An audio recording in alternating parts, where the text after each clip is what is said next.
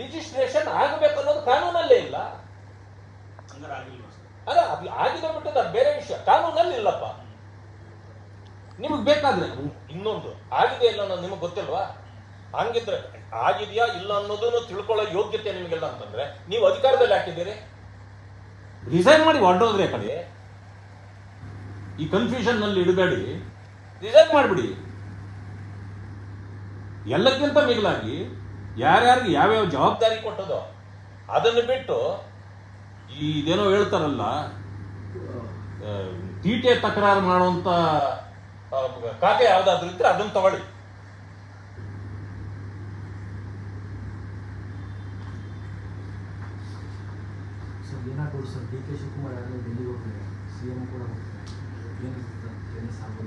ಸಿದ್ದರಾಮಯ್ಯ ಅವ್ರನ್ನ ಕೇಳಬೇಕು.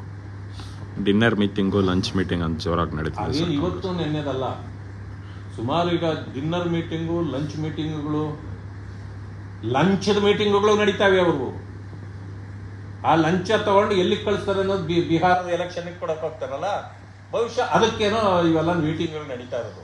ಅವತ್ತಿಂದ ನಡೆದಿದ್ದು ಆಯ್ತು, ಕಲೆಕ್ಷನ್ನು ಆಯ್ತು, ಈಗ ಎಲೆಕ್ಷನ್ ಅಷ್ಟೇ ಇರೋದು ನಡೀತಾ ಇದೆ. ಆದ್ರೆ ಇವ್ರು ಏನೂ ತೀರ್ಮಾನಕ್ಕೆ ಬರುವಂತ ಪರಿಸ್ಥಿತಿಯಲ್ಲಿ ಇಲ್ಲ. ಏನೇ ಒಂದು ತೀರ್ಮಾನ ಆಗೋದಿದ್ರೆ ಡೆಮಾಲಿಷನ್ ಆಗುತ್ತೆ ಕಾಂಗ್ರೆಸ್. ಬಿಜೆಪಿ ಒಳಗಿನ ಅಸ್ಥಿರತೆಗೂ ನವೆಂಬರ್ ನಂತರ ಉತ್ತರ ಸಿಗುತ್ತಾ ಅನ್ನೋದು ಹೇಳಲಾಗ್ತಾ ಇದೆ. ಎಲೆಕ್ಷನ್ ಆದ್ಮೇಲೆ ನಮ್ಮಲ್ಲಿ ಅಸ್ಥಿರತೆಯ ಪ್ರಶ್ನೆಯೇ ಇಲ್ಲ. ಯಾರಾದ್ರೂ ಹುಟ್ಟಾಕಬೇಕು ಅಂತ ಏನೋ ಪ್ರಯತ್ನ ಮಾಡ್ತಿರೋರು ಇರ್ಬೋದೇನೋ, ಅವ್ರನ್ನ ಕೇಳಿ. ಸರ್, 2 ದಿನದ ಹಿಂದೆ ಪ್ರಿಯಾಂಕರಿಗೆ ಮತ್ತೊಂದು ಟ್ವೀಟ್ ಮಾಡಿದ್ದಾರೆ. ಬಿಜೆಪಿಯಿಂದ ತಿರಸ್ಕೃತಗೊಂಡ ನಿರುದ್ಯೋಗಿ ಪ್ರತಾಪ್ ಸಿಂಹ ಸುದ್ದಿಯಲ್ಲಿರೋದಕ್ಕೋಸ್ಕರ ಮೈಸೂರು ಪತ್ರಕರ್ತರ ಹತ್ರ ಅಂಗಲಾಚಿ ರಿಯಾಕ್ಷನ್ ತಗೊಳ್ಳಿ ಅಂತ ಕೇಳ್ತಾರೆ ಅಂತ. ಇದು ಯಾಕೆ ಬಂತು ಅಂದ್ರೆ ಪ್ರತಾಪ್ ಸಿಂಹ ವರ್ಸಸ್ ಪ್ರದೀಪ್ ಈಶ್ವರ್ ಟಾಕ್. ಒಂದು ಮಾತನ್ನಂತೂ ನಾನು ಹೇಳಲಿಕ್ಕೆ ಬಯಸ್ತೇನೆ. ಪ್ರತಾಪ್ ಸಿಂಹ ಅವರನ್ನ ಕೆಣಕಿ ಈಶ್ವರ್ ಅವರು ಕೊನೆಯಲ್ಲಿ ನಾನು ತಪ್ಪಾಗಿದ್ರೆ ಕ್ಷಮೆನೇ ಇರಲಿ ಅಂತೇಳಿನೇ ಒಂದು ಮಾತು ಹೇಳಿದರು. ಅಪ್ಪನ ಬಗ್ಗೆ ಮಾತಾಡಿದ್ರು. ಇವರು ಅದನ್ನು ತಗೊಂಡು ಇವರು ಅಪ್ಪನ ಬಗ್ಗೆ ಮಾತಾಡಿದ್ರು. ಇವರ ರಾಜಕೀಯ ತೆವಲುಗಳಿಗಾಗಿ ಅಪ್ಪಂದರನ್ನ ತರೋದು ಸರಿಯಲ್ಲ ಯಾರ್ಯಾಗಿ. ಆದರೆ ಏನು ಪ್ರತಾಪ್ ಸಿಂಹ ಅವರು ಪ್ರಶ್ನೆಗಳು ಕೇಳಿದ್ದಾರೆ, ಪ್ರಶ್ನೆಗಳಿಗೆ ಉತ್ತರ ಕೊಡಲಿಕ್ಕೆ ಯಾರಿಂದಲೂ ಸಾಧ್ಯ ಆಗಿಲ್ಲ.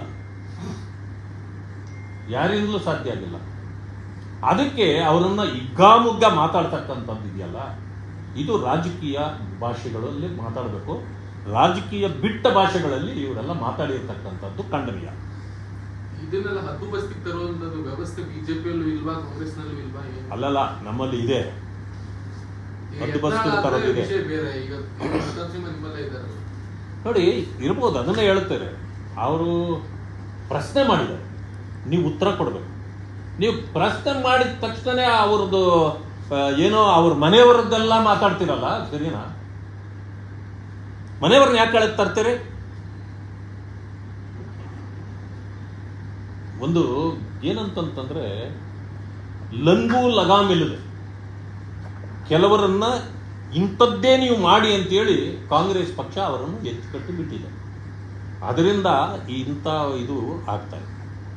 ಅದಕ್ಕೆ ಪ್ರತಾಪ್ ಸಿಂಹ ಏನು ಹೇಳಿದ್ರು, ಅವರೇನೋ ಕೆಟ್ಟದಾಗ ಏನೂ ಮಾತಾಡಲಿಲ್ಲ, ಅವರ ಭಾಷೆಯಲ್ಲೇ ಅವ್ರಿಗೆ ಉತ್ತರ ಕೊಡಬೇಕಾಗತ್ತೆ ಅಷ್ಟೇ ಹೇಳಿರೋದು. ಇನ್ನೇನು ತಪ್ಪು ಮಾಡಿದ್ರು ಪ್ರತಾಪ್ ಸಿಂಹ ಅವರು? ಏನು ಪ್ರಶ್ನೆ ಕೇಳೋದೇನೆ ತಪ್ಪು ಅನ್ನೋದಾದ್ರೆ ಹೇಗೆ?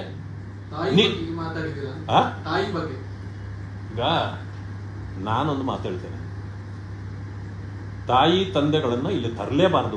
ಮೊದಲನೇದು, ನಾನು ಒಂದು ವಿಡಿಯೋ ನೋಡ್ತಿದ್ದೆ. ನಾನು ಯಾವುದೋ ಊರಿಗೆ ಹೋಗಿದ್ದೆ. ಮೊದಲು ನಮ್ಮ ತಂದೆ ಫೋನ್ ಮಾಡಿದ್ರು, ಅಲ್ಲ ತಾಯಿ ಫೋನ್, ಮೊದಲು ನನ್ನ ಹೆಂಡತಿ ಫೋನ್ ಮಾಡಿದ್ರು,